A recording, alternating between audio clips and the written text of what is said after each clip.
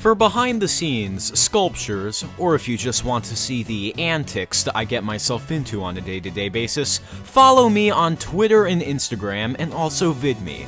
And if you're watching this on VidMe, subscribe to my breathtaking YouTube channel. Thank you very much, and please enjoy the video. Oh my god, this is annoying! Let's do this again. Okay. That, okay, and oh god, okay. Oh great. Oh, this is completely ruined. Oh boy. Let's push it up. Here we go. No, I am so sick of that happening. It's like trying to hog tie a bull while carrying a dozen eggs.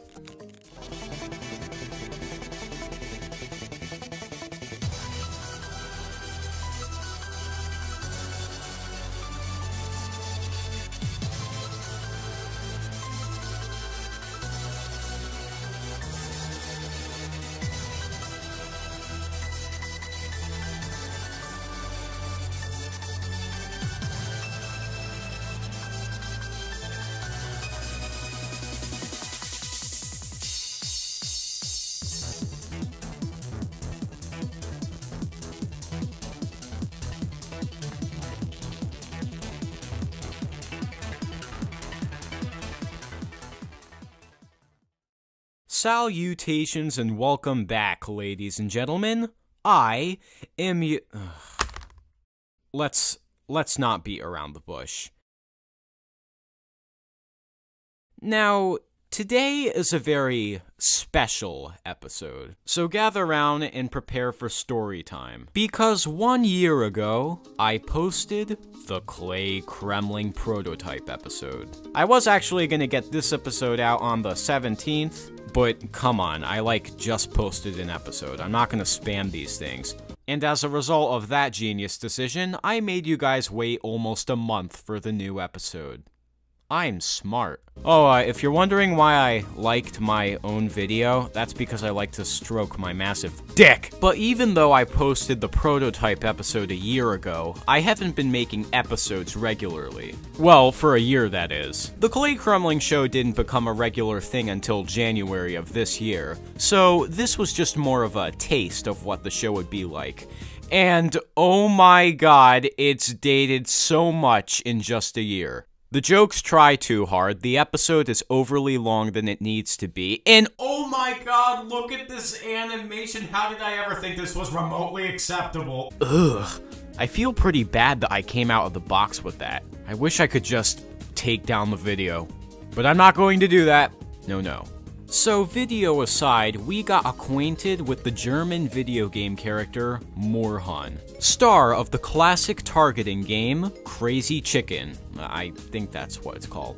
Apparently, this game was so popular in Germany that Moorhun became an instant franchise, spawning a whole bunch of additions, sequels, spin-offs, and merchandise. I played Moorhun Cartoon when I was a kid, and looking back, it's kind of a generic kart racer, but what the hell. I have a lot of nostalgic value for it, so I let it pass. But then a few months ago, I discovered another game called Crazy Chicken Tales, and gave it a run for its money, and it was not good. I panned it for its by-the-numbers gameplay, phoned-in story, and how it ultimately came off as a Crash Bandicoot clone. Link is in the description if you want to see this episode.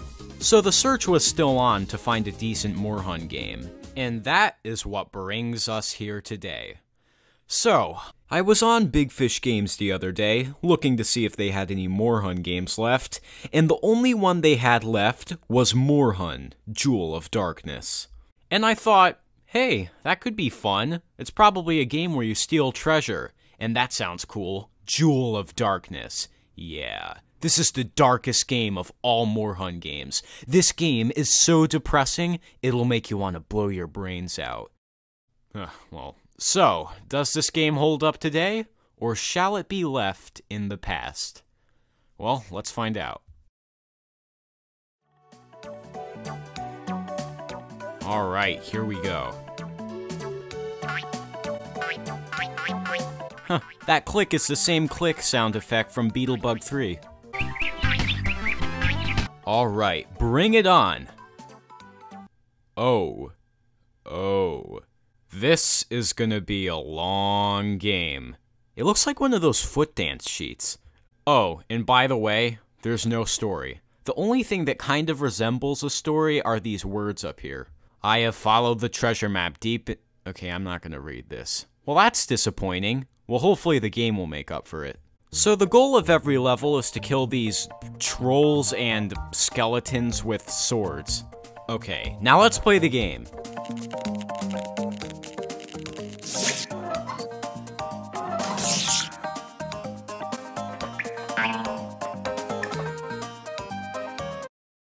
What?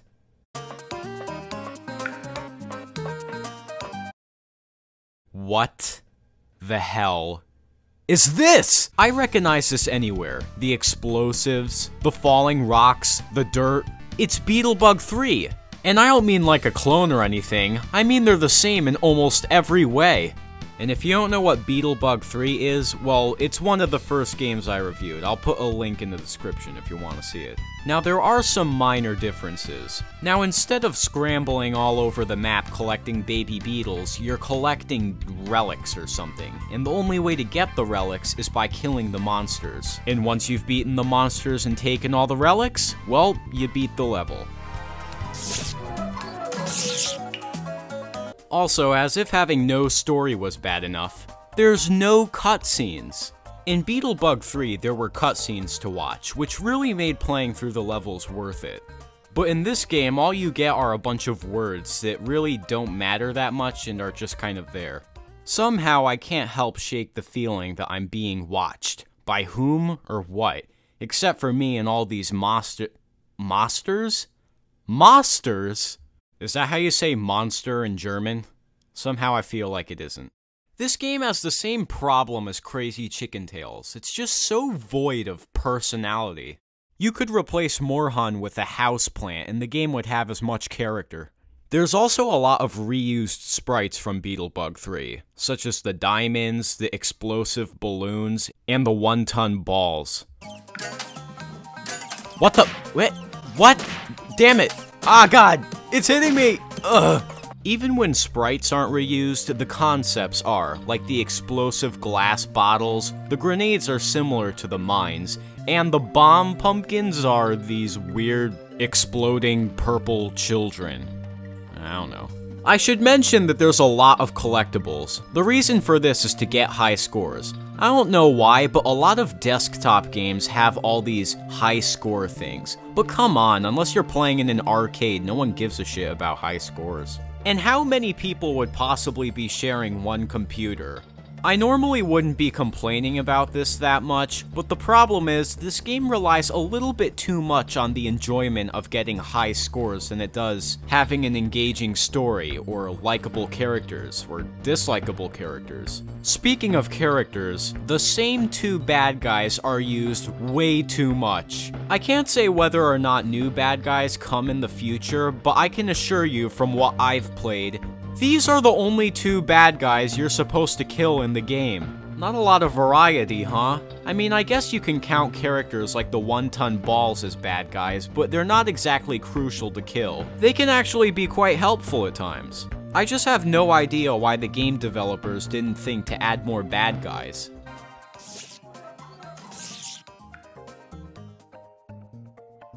Well, another level completed. Let's continue. Another step in our journey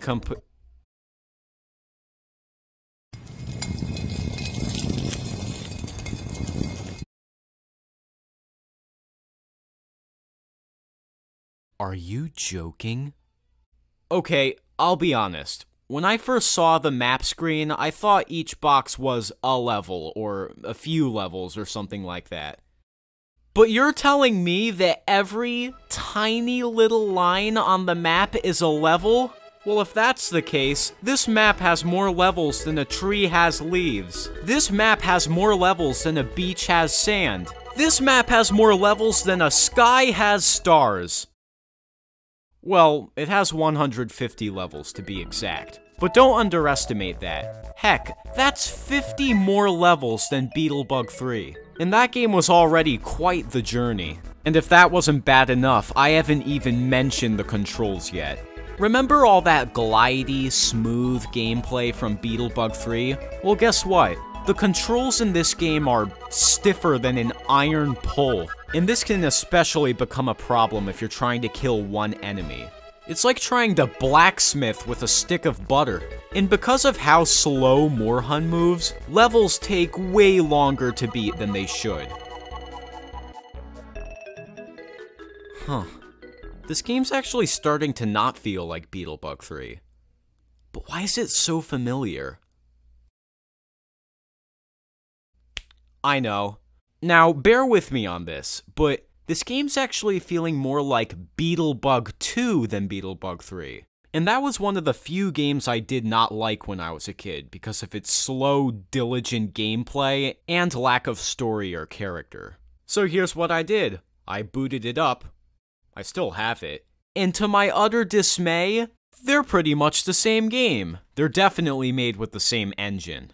Except Jewel of Darkness has 49 more levels for some reason. Even the bad guys are programmed the same. These blue things are the trolls, and these cacti are the skeletons. Wow. So you two are pretty much the same person, but in a different skin. Huh. Makes you feel so insignificant, doesn't it?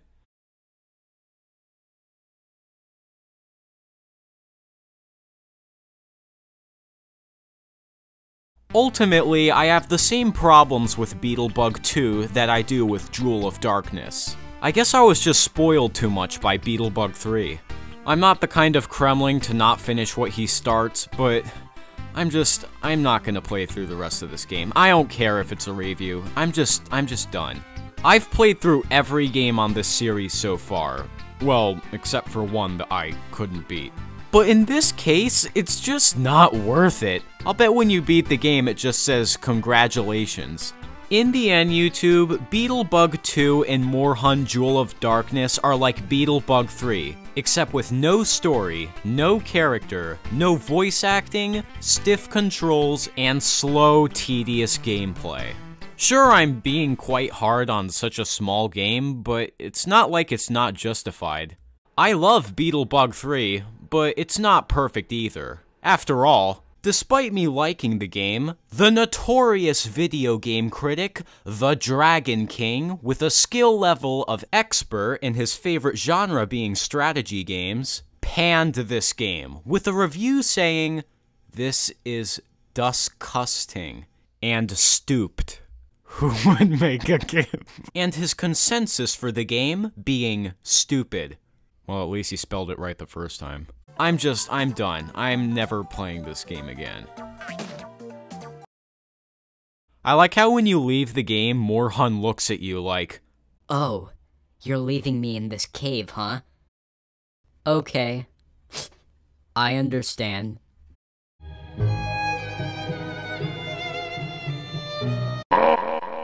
So YouTube, if you want to play this game, but good, get Beetlebug 3. It's just so much better. But as always, I will leave links for both games in the description. But in the meantime, guys, this game shall be left in the past. Crimp! Hi, Crimp! Yeah, apparently dogs need something called walks. I started doing that with Crimp, and, I don't think I'm gonna stop anytime soon. Alright, eat up, Crimp.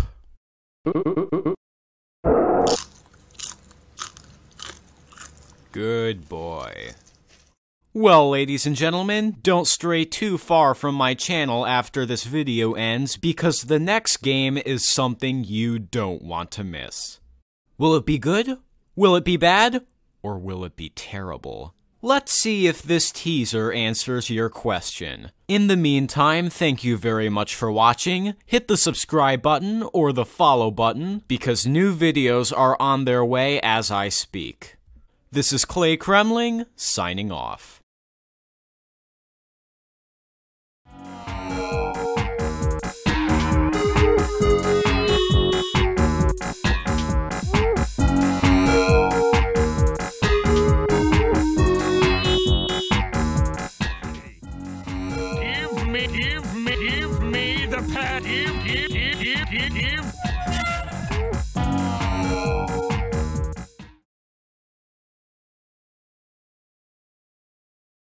Perfection.